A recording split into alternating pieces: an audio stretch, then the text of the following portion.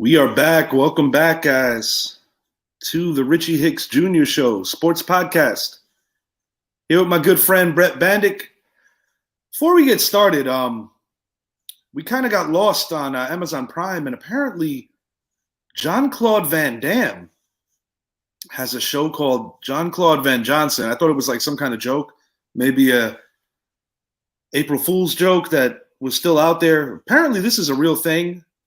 It aired back in 2017, and I was like, holy shit, this is all right. But Brett, welcome back, dude. Thank you. How you doing? And I'm doing good, baby. And you know what? You're welcome for me introducing you to Jean-Claude Van Damme Johnson. It's if you know the history of like that era of the action movies with Seagal and Bruce Willis, Van Damme, it just from a comedic level, but also that it's actually got some good action in there, you'll appreciate it. If not, just carry on business as usual. But we're going to talk about a little more serious acting. Nothing Van Damme's doing is going to make it to the Academy Awards, the Oscars, any of that. But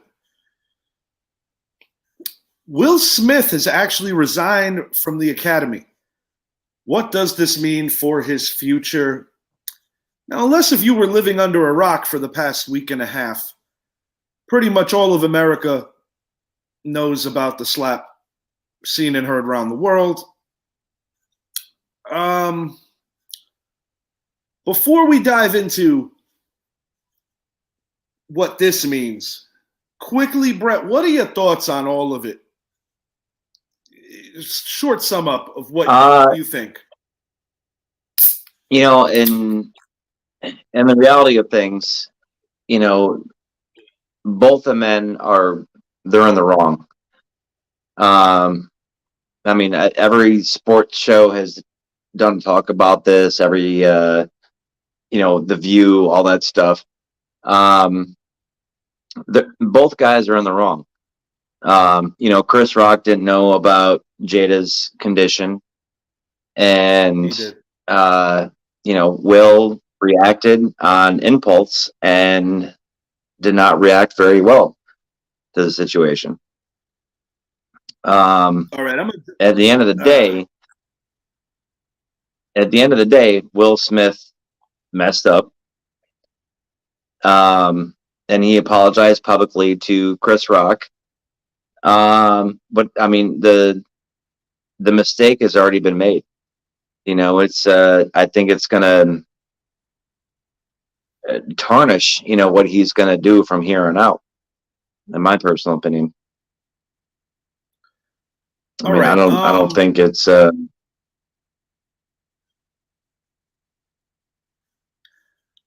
put it to you like this. Going back to all the controversy with the entanglement, I feel like Will, for the better part of a few years now, has pretty much been the brunt of most people's jokes on social media. So my understanding, Chris Rock was aware of the hair loss that Jada suffers from alopecia. From my understanding, he was aware. I have mixed feelings on this. I'll start on Chris Rock's side. You have a generation of people super recently that have had no problem making fun of the late Chadwick Boseman when people thought that he was doing drugs and he had cancer. Post a slap here. Wesley Snipes is sick, and people keep poking fun at him. I think what I'm trying to say is, in the grand scheme of Hollywood, in the grand scheme of comedy, hair loss isn't even in the same stratosphere as making fun of the other two guys I just mentioned and what have you. To me, I don't think Will really reacted until he saw Jada's reaction. And I do believe that this is something that was brewing with Will for a long time. I don't think it was one little comment that set him off. And I think that it just made everything rather awkward because, then you're getting presented your award. after the fact. I gotta give Chris Rock a little credit. I think he handled himself really well, all things considered. I mean, that was a true, yeah. He handled it. To get He slapped. handled it professionally. Very professional. No, absolutely. But as far as Will resigning from the Academy, what it means for his future, I feel that basically he loses his perks in a lot of aspects of it. I think he's trying to get ahead of things and show contrition by doing this on his own accord. He can still get nominated for future movie awards, things of that nature. But I do think it leaves a grand stain moving forward. And similar to what we spoke about a few shows back with the Pete and Kanye stuff. I mean, it could be funny from a distance and all this other shit. But truth be told, I believe this is a mental health issue yet again. Because when you go to these kind of award shows and you have comedians up there, you know as well as anyone that you're gonna get messed with. That comes with the territory. All right, but I don't think it's a mental thing. I think it's an insecurity thing. You know what I mean? Like, he's been in the business for how long?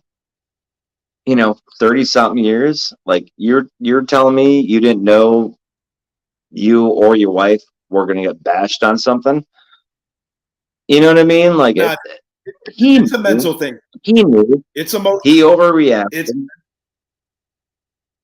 He overreacted. It is what it is at the end of the day. Like, I mean, he knew he was wrong. He knew he apologized. And that's saving, dude. That's saving face. I don't wholeheartedly believe that there's real contrition there. I think he's doing damage control at this point.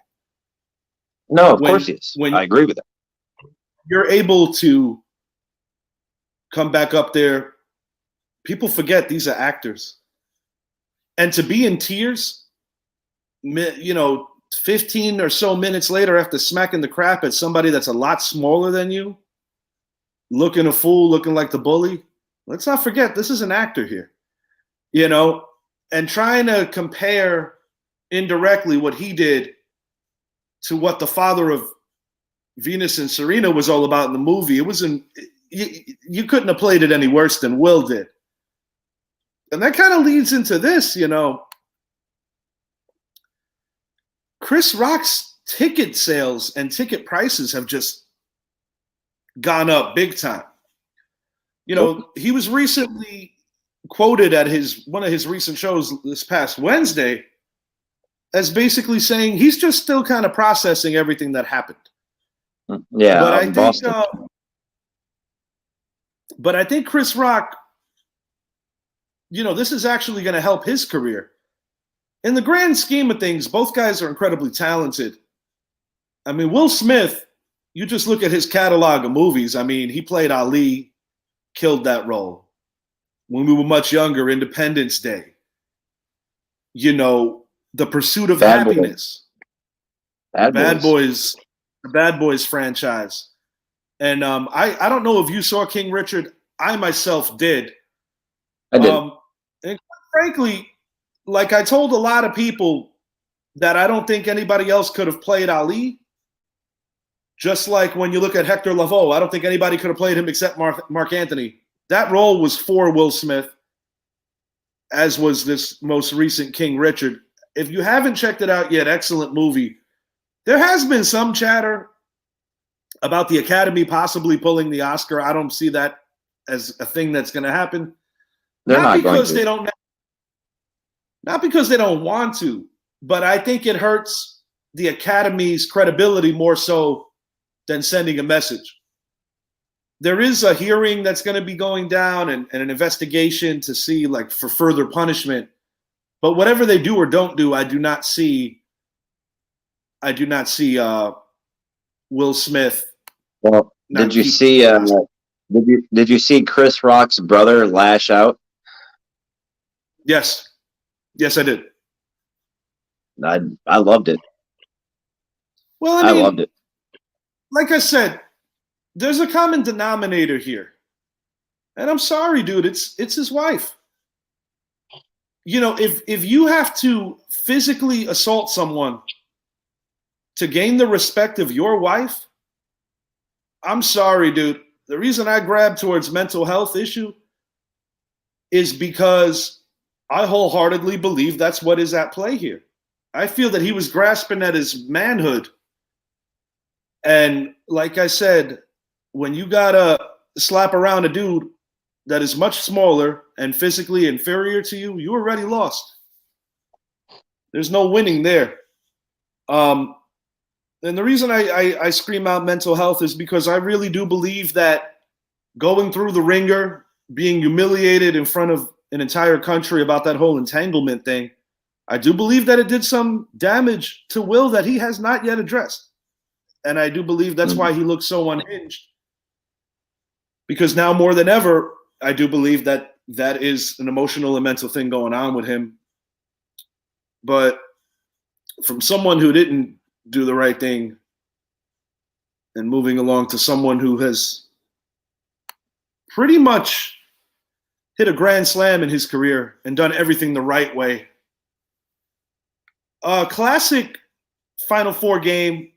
North Carolina outlasted Duke. They outplayed Duke. They deserved to win the game. A lot of Duke's players are going to be NBA bound. And for some of the younger players, they get that experience for playing for Coach Mike Krzyzewski. I mean, his legacy and his resume speaks for itself. But just to kind of put it in perspective on some of the things that this guy has done,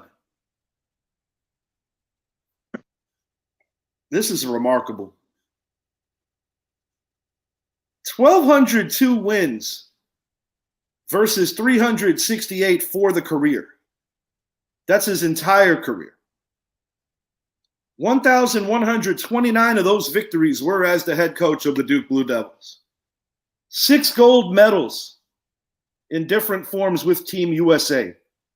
5 national championships. 13 ACC titles. 13 Final Fours. 12-time Coach of the Year. Definitely our generation's John Wooden. I would have to say that. And quite frankly, I don't think that you're ever going to see another coach that has ever accomplished what this man has done. It is truly remarkable. I really don't have any other. There's a lot more I could say, but I want to leave that for you, Brett. What lasting impressions does coach make on you? His 42-year tenure is remarkable, and what he's accomplished with, let alone, the Duke, the Duke name, but also the Duke players. The young boys that have turned into great, old men. Kids that have gone first round into the NBA and have turned out to be great players and great men. My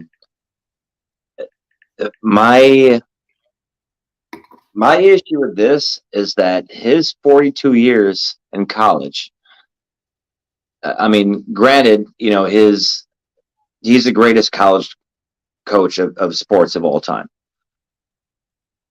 College sports, bottom line. But you can also throw him in the argument of him being one of the greatest coaches of all time.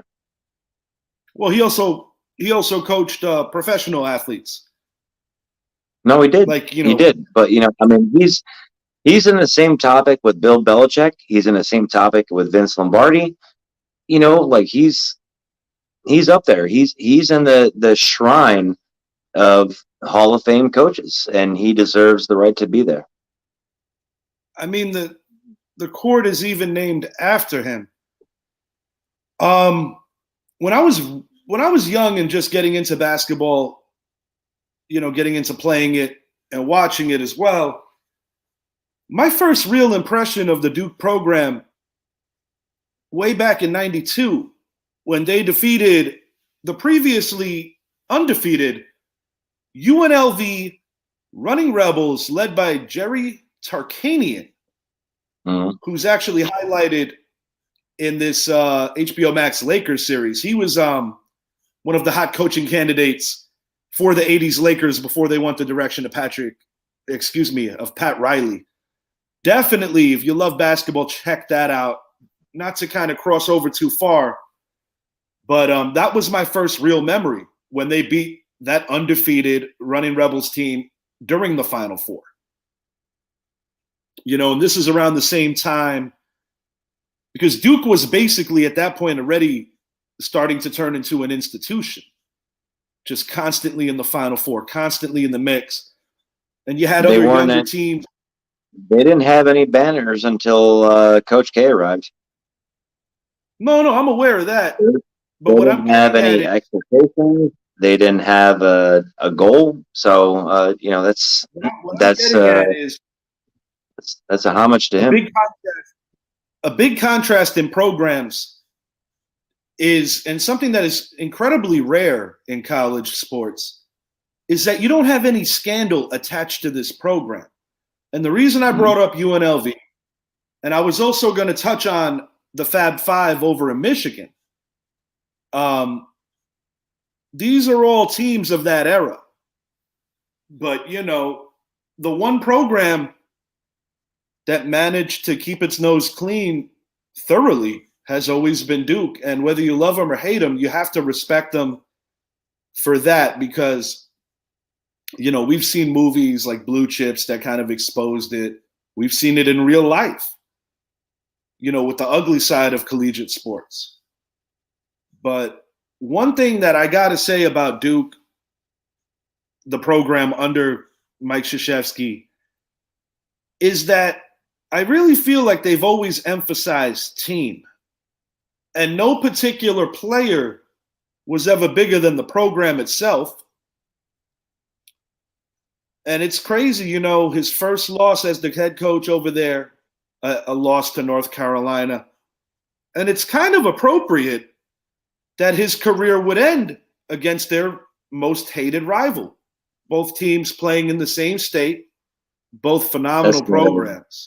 That's the college basketball gods looking at you, Well, yeah, I mean you can't. You honestly can't. You could write it better, if Coach K would have, went out on top. But in order for him to lose this battle, he had to lose to UNC. That's the way that. Unfortunately, that's the way it went down. What I loved about the way that he did things post-defeat is that he didn't make it about himself. He was concerned about consoling his players. He was concerned about their mental well-being, their emotional well-being. And one thing that I said, and I'm paraphrasing his quote here, but Coach K essentially said, when my season ends, I want my players crying. Essentially, ideally, it's tears of joy because you won a championship. But the other side of it is in defeat. And he essentially said, if they're crying in defeat, then I absolutely know that I did my job and I got everything. They gave me everything. And I think it speaks volumes on the man he is. I don't know what the future holds for him, but I hope that he enjoys whatever's next. He's more than earned it. And, it's interesting because recently on a lot of podcasts that I keep tabs on, they've had a lot of former Duke players come on speaking on some of those glory years in the 90s. I mean, the glory years kind of vary out to different years, but I'm talking about the original real championship teams. The one I alluded to that beat UNLV in the Final Four. But I got to ask you this question since we're talking Duke hoops. I personally think it's a rather easy answer. But who is their greatest player under the Coach K regime at Duke? I'm going to have to go. I'm going Grant Hill. Ding. I agree with you, Brett. A lot of people, I think, forget how great Grant Hill was even as a pro. He had some poor medical advice when he was a member of the Orlando Magic. During his 6 years in Detroit, I mean, the man was damn near putting up a triple-double for the season. Yeah. Um, I mean, I met Grant Hill actually. Very personable human being, very down to earth. Treats you with the utmost respect. Just very classy guy in yeah, general. And absolutely. when I met him, it was I mean that I really can't even tell you how good of a person he was. I can't explain it to you. I believe You know what every I mean? word Like, of it. I have some cousins from marriage who crossed paths with him during the middle school / high school years, and they've had nothing but great things to say about Grant Hill. oh, he's unbelievable, man. Unbelievable. Interesting story. Great, This was pretty great fun. talent, great person, and just a good person to be around. Interesting story about Grant Hill and his teammate Christian Laettner. When Grant Hill was a freshman going into Duke, he was kind of getting punked a little as a freshman. And Christian Laettner essentially told him, "You're going to try to dunk on me today? You're going to try to dunk on me today?" Kind of like an intimidation tack to be like, "This is my yard." But Christian Laettner was funny, man. He flat out said, once Grant just started being able to dunk at me, I essentially stopped playing that game.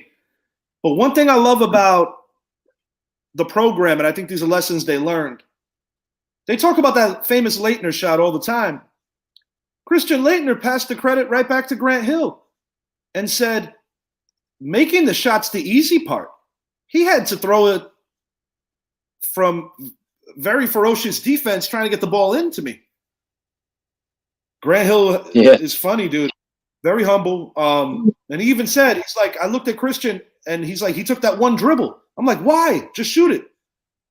But, an iconic moment in NCAA sports. One of the iconic moments in sports college.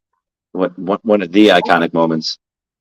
And that's one of the things that kind of steamed Christian Laettner to being the only collegiate player on the Dream Team. Because at the time he was widely regarded as the best college player. Looking back at different parts of it, some people would argue that maybe Shaq should have been on the team. Then again, some people feel that it should have been all pros and it should have been Isaiah Thomas. He didn't make that team, but Christian Laettner was a member of that Dream Team. And he's kind of gotten a bad rap. That's a whole nother topic with Isaiah Thomas. That's a whole nother topic.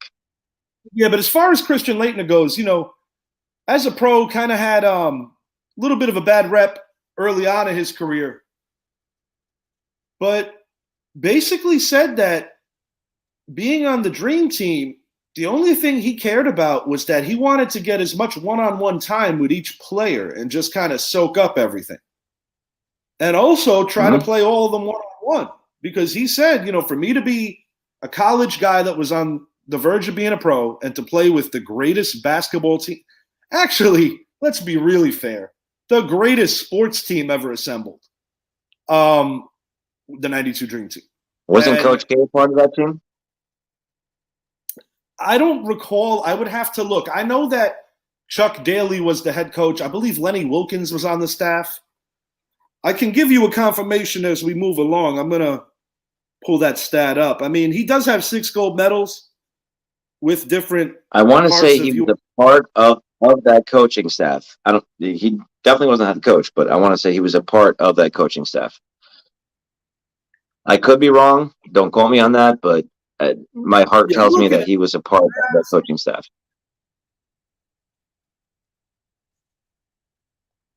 He was indeed. He was indeed. 92 Barcelona. He was also a member of the 84 team in LA. Yes, 92 Barcelona, you are correct. Yes, indeed. I wasn't aware because, I remember Chuck Daly. I knew Lenny Wilkins was on that staff. It didn't register with me at the time that Coach K was also there. So I imagine the transition for Christian Laettner probably had to be a little more pleasant too, being that he had his college coach.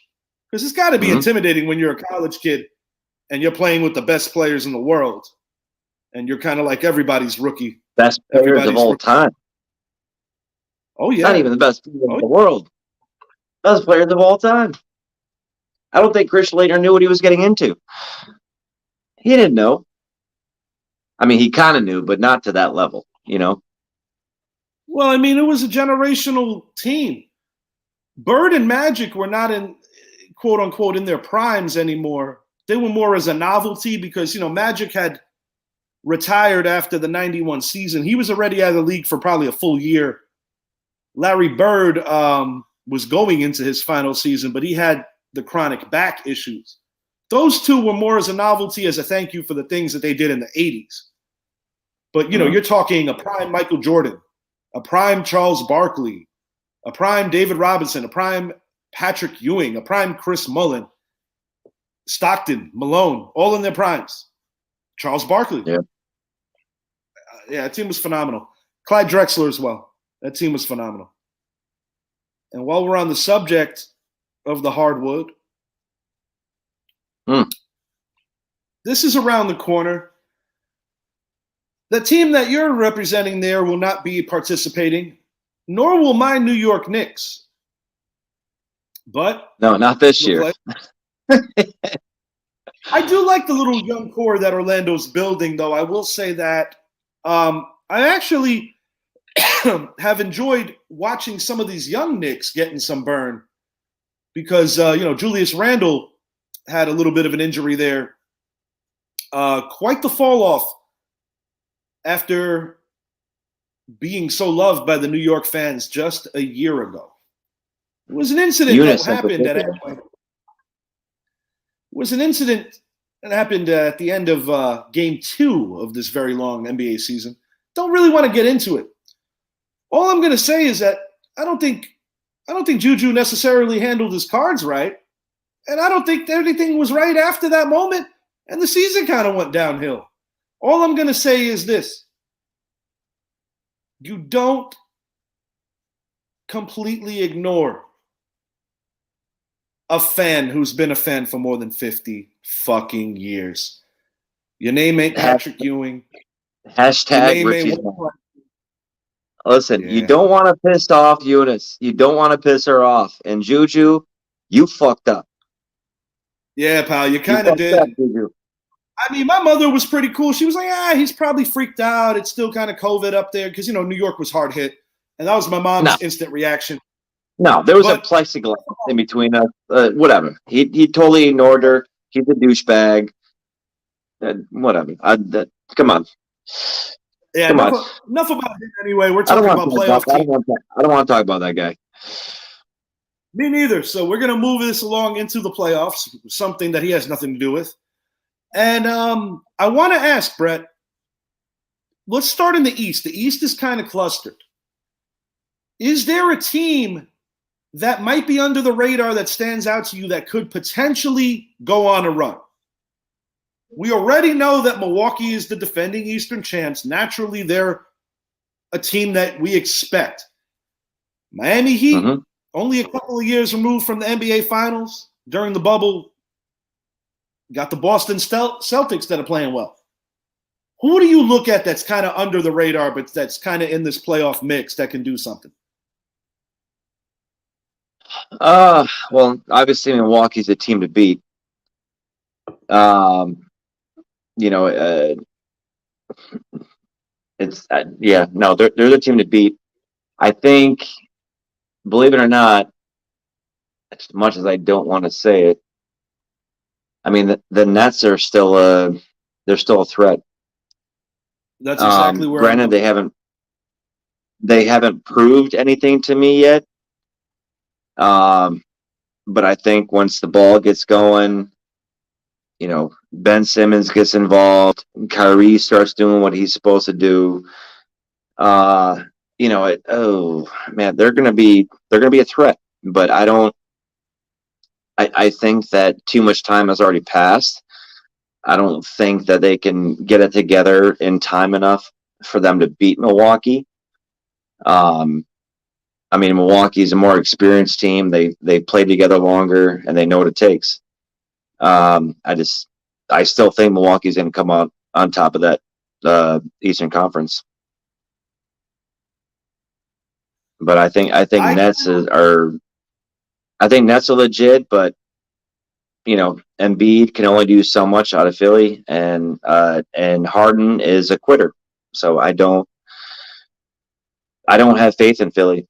I really don't. The past 5-6 games that I've seen Harden play for Philly, he's given up every single game, given up every single time, and that's been his MO ever since he was with Houston.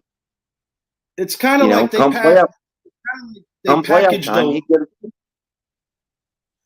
it's like they packaged a past problem and kind of guaranteed themselves to get a future problem.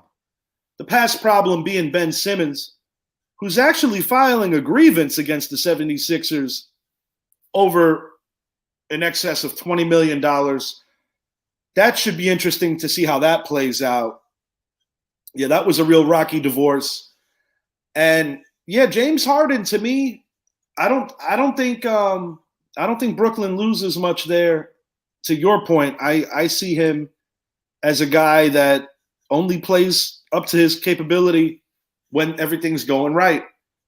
KD and Kyrie, the duo of those two alone, have a chance to do anything possible because, I go back to a year ago, and while I don't think Brooklyn on paper had the depth that they have this year, this year they're dealing with other nonsense, injuries, other issues. Well, Kevin Durant. Well, because of that, because I don't think the Nets have enough time to get it together, Chicago can make a run too. I think Chicago has a good chance against Milwaukee, with DeRozan, and they got a good shot. The Eastern Conference is so honestly the only team I can really, I don't want to say guarantee, but I think they have a more than average shot of winning that whole conference is Milwaukee, just because they have more experience and they play together longer. From a recent success standpoint, I would say that you got to go with the Heat and the Bucks. In terms of coaching, in terms of star power, in terms of just things that they've been through in recent seasons. And the interesting thing with both of them is that they've each ended each other's seasons the last couple of years. Because when the Bucks were the 1 seed in the bubble, Miami kicked their ass.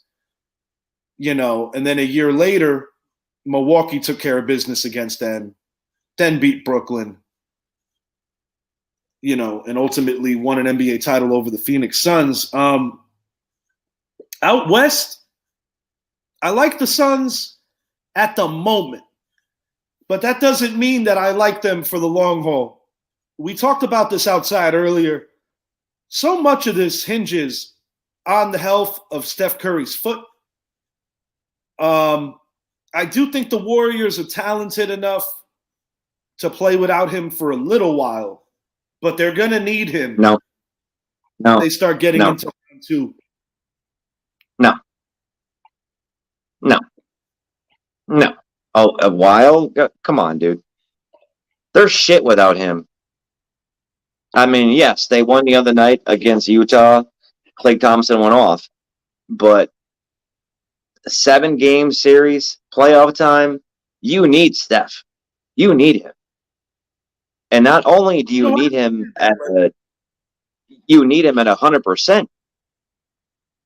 No, I understand that. You don't need a 60% Steph Curry.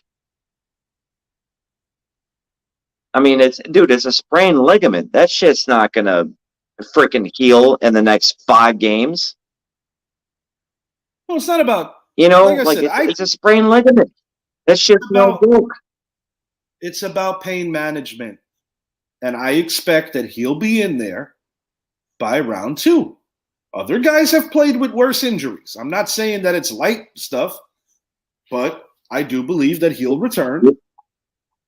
Even if he is in round 2, he's not going to be 100%. Well, nobody's 100% in the playoffs. I mean, it's a long fucking season. We'll see what happens. I mean, look at what Phoenix was able to do last year. They won key games without Chris Paul. The LA Clippers won key games without Kawhi Leonard last year. I know that. It's pretty wild. I would have to say fatigue is also a factor. What's that? Fatigue is also a factor, especially with Chris Paul's age.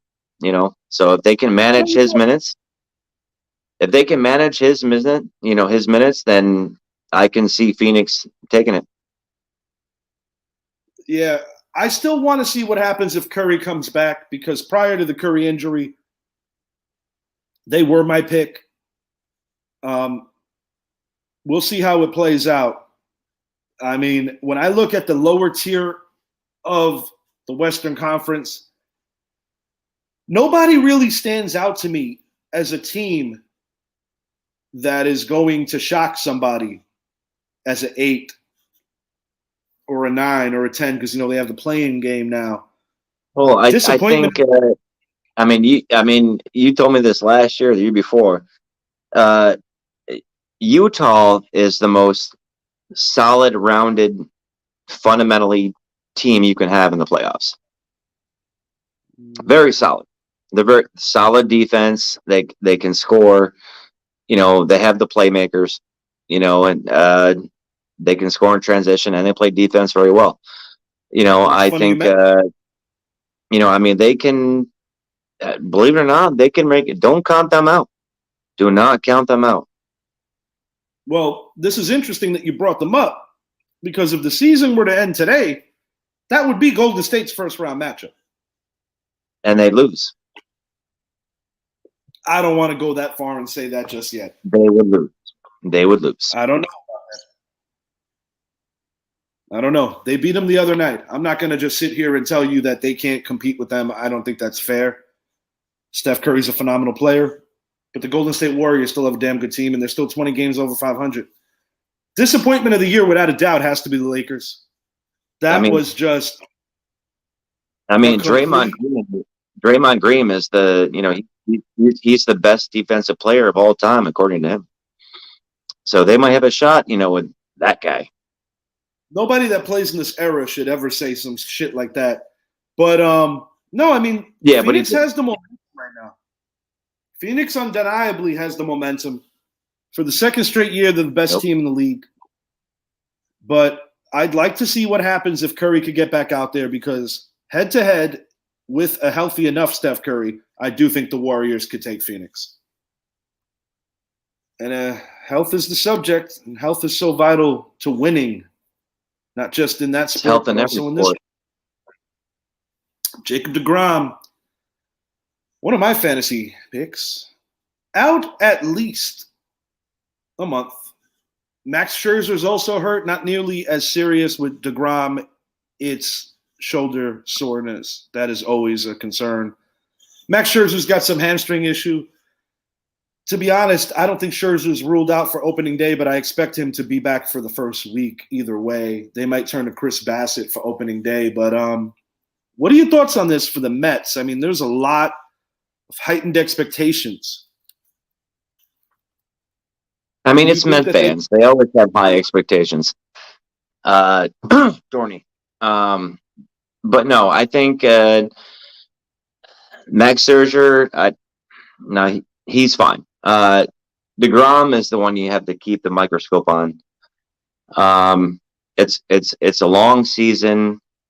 Granted, he's not gonna be playing, the first month. So I'm saying to myself, he's gonna be out for 4 to 6 weeks regardless. It's a long season. I would, as a Met fan, I would rather have this happen now than come, July and August when, shit gets hot, when shit gets crazy, and everybody's trying to make a push, for that postseason run. It's better to happen now. You know what I mean? Going into So I think they still have the offense to um, win games instead of relying on their pitching. I think they're off. I mean, because the past couple of years, their offense hasn't really backed up DeGrom. DeGrom will pitch 7, 8 innings, 12 Ks, and still lose the fucking game. Now they have an offense that can actually back these pitchers up. And if they're putting up 5, 6 runs a game, they're solid. They're solid.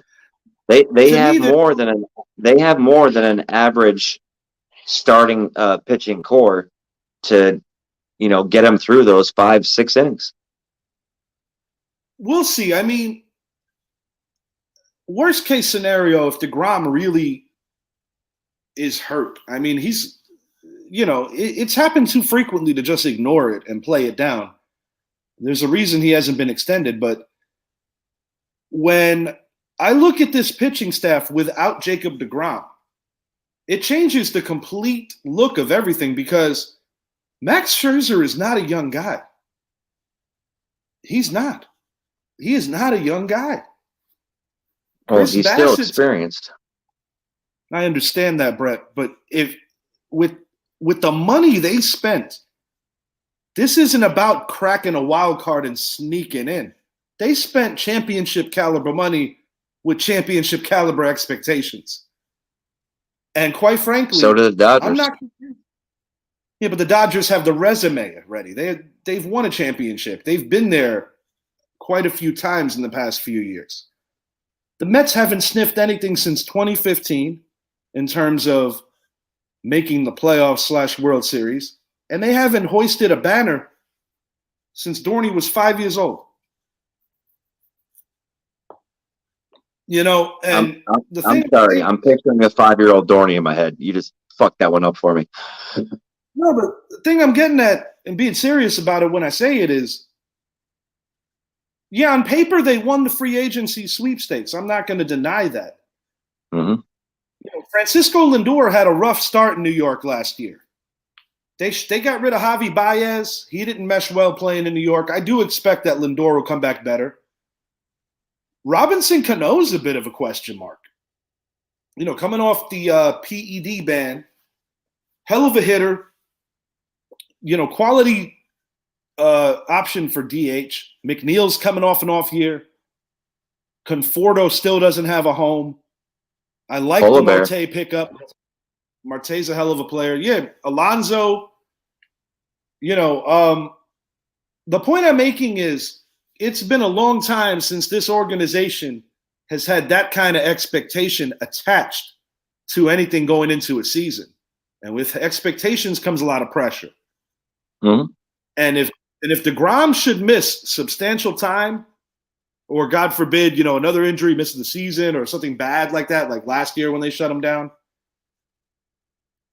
it's far from ideal to put it all on Max Scherzer as your main dude, because the drop-off from your first, second, and third pitcher to your 4 and 5 are drastic.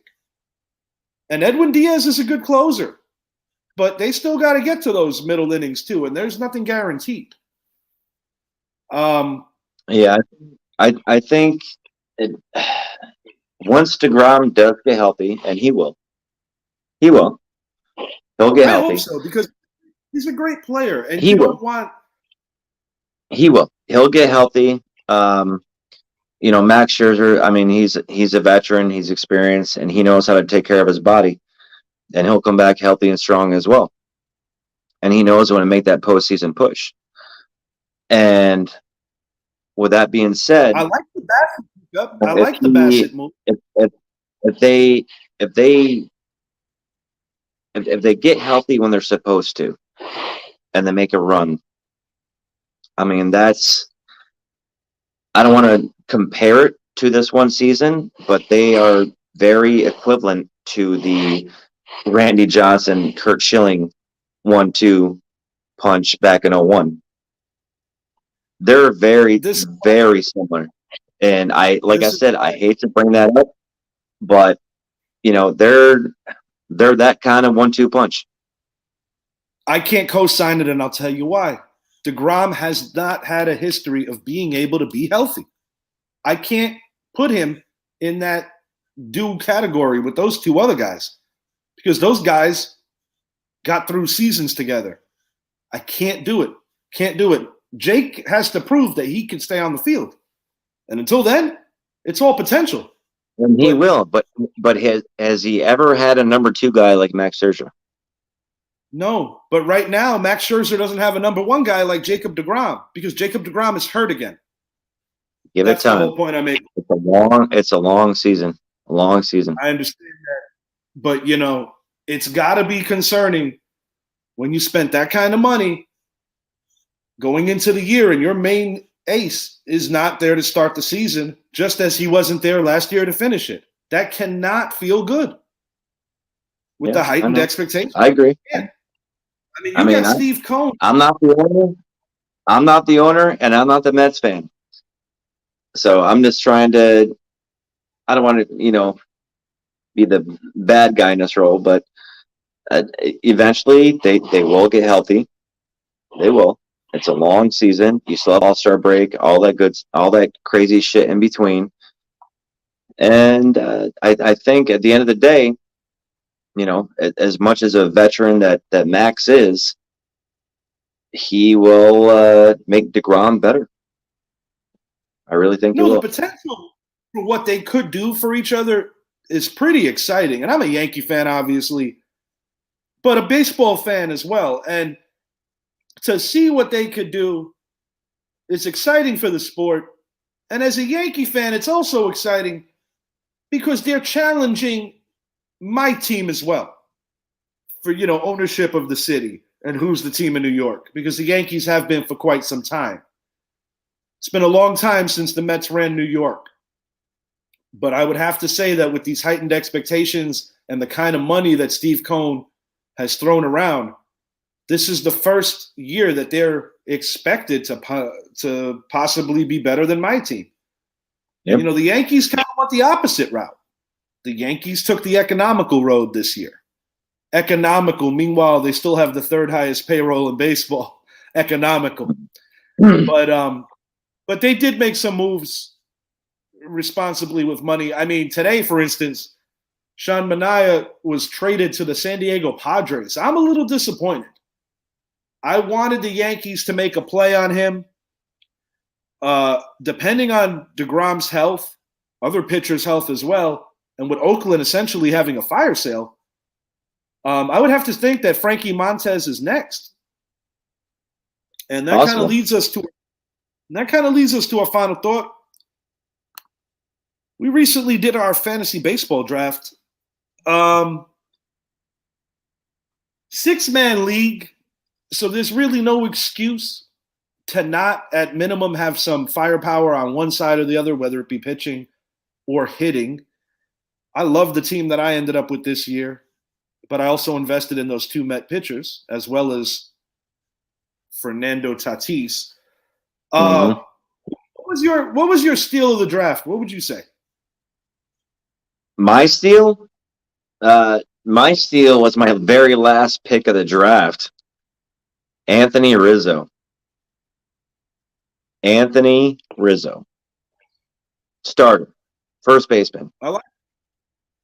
Projected 38 home runs, 100 RBIs. He was my last pick. I'll be honest. Very surprised. That is my steal of the draft.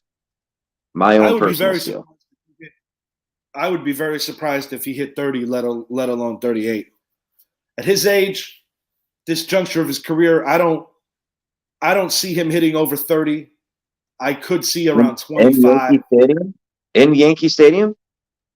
Played there last year. He's a lefty.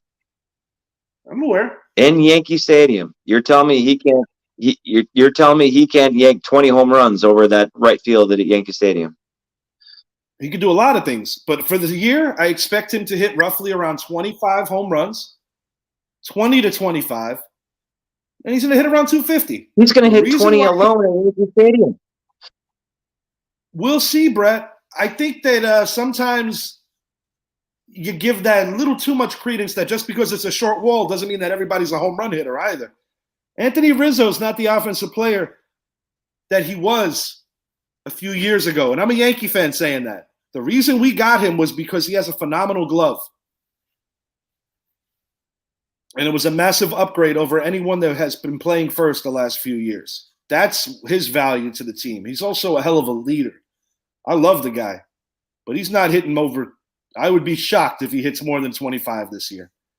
But I'll take 25 and anywhere between 250 as long as he has another Gold Glove caliber year.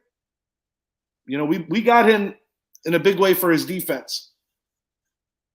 I'm predicting 35 for him this year. No way, dude. No way. I'm Yeah. a Yankee fan. Yeah. 35. No 35. way too many, bud. Way too many. Nope. Not at all. Not at that park. Not with him. Nope. Yeah, I think Final you're crazy thought. on that one. Deep thoughts with Jack Andy. Well, for the year last year, we acquired him at the trade deadline. For the year last year, trying to find this here real quick. Hmm.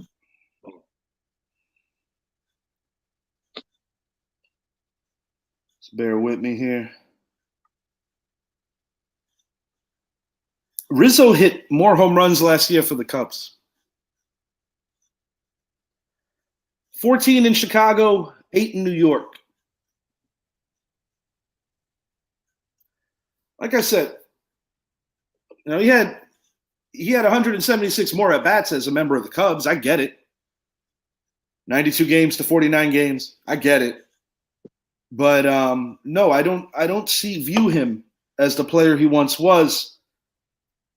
He hasn't hit 30 home runs since 2017, dude.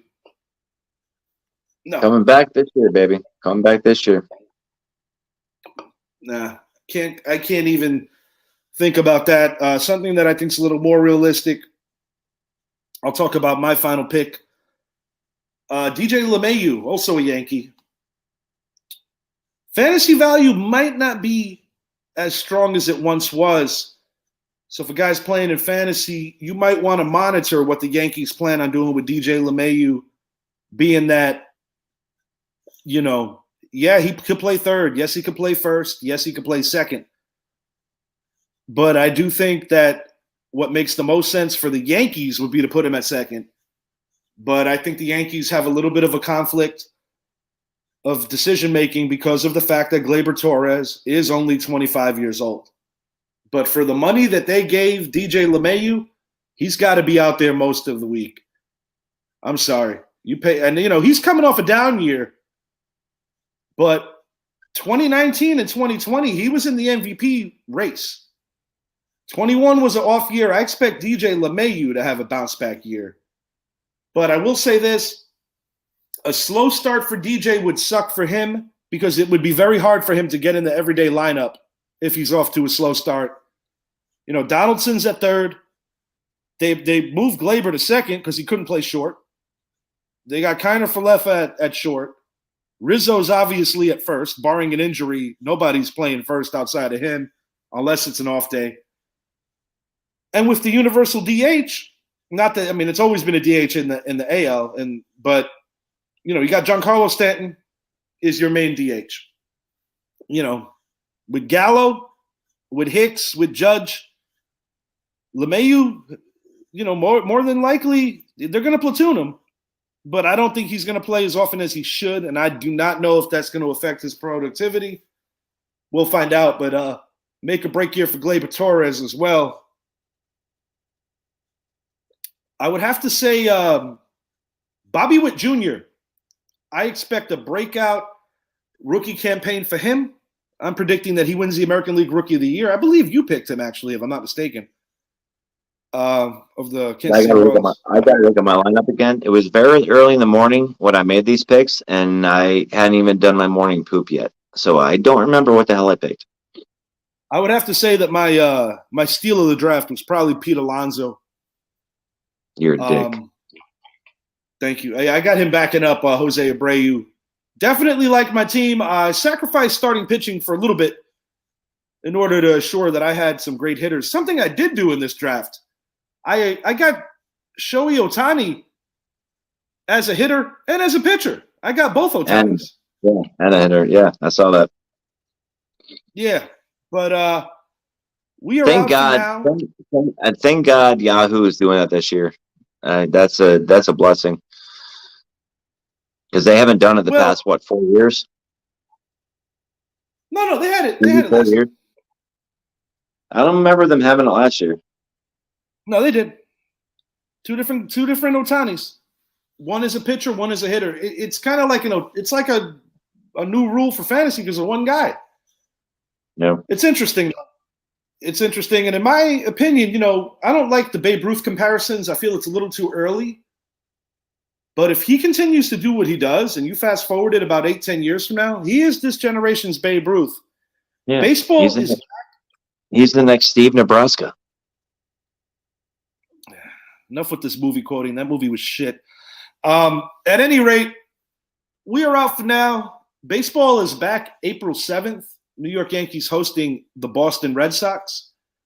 I do not recall who the New York Mets are playing, but I do know that Jacob deGrom will not be pitching. Shout out to you, Dorney. Enjoy your time. And we are out. We're going to be working on an NFL draft show in the very near future. That's coming up. Got a lot to talk about. But no, I do not have a lot of research to do. Research-wise, I think I'm ahead of where I need to be. Very excited for that, but it's baseball season. And, yeah, I'm pumped for this week. I can't wait for Thursday to see it's just nice to see them back. There was that threat of a strike. They were able to come to an agreement, granted at the last hour because baseball season was supposed to start already. But we'll take it. We're still getting our 162. And Brett, I mentioned this to you before. Myself, Jordan, and Elliot are going to be attending the Yankees-Rays May 29th. Definitely would like you to join us. I got an extra ticket for that, so we'll probably speak on this more outside. Thank you for hanging with us and checking out the show tonight, guys. Take care. We are out. Peace.